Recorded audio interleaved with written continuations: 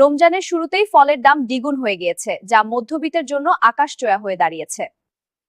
হঠাৎ করেই ফলের দাম বাড়তে মানুষের মধ্যে চিন্তা বাড়িয়েছে। ক্রেতারা বলছেন যে দাম বেড়ে গেলেও ক্রেতারা আস্তে আস্তে বাজারে আসছেন।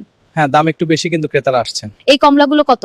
শীত ধীরে ধীরে শেষ হয়ে গরমের আবহাওয়া শুরু হয়ে গেছে। তাপমাত্রা প্রতিদিন বাড়ছে। তাপমাত্রা যেমন প্রতিদিন বাড়ছে, তেমনি বাজারের উপর তার প্রভাব পড়ছে। রমজানের শুরুতে বাজারে সাধারণভাবে ফল কেনার ছবি দেখা যাচ্ছে। ভিড় কম থাকলেও মানুষ প্রয়োজনীয় ফল কিনছেন। খানপুর এবং চণ্ডীতলা বাজারে আর রমজান উপলক্ষে প্রচুর মানুষের ভিড় দেখা যাচ্ছে।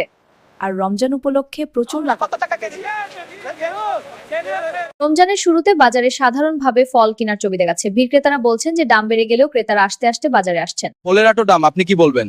হ্যাঁ, ফলের দাম এবারে অনেকটাই বেশি, কিন্তু কি আর করা, কিনতে তো হবে।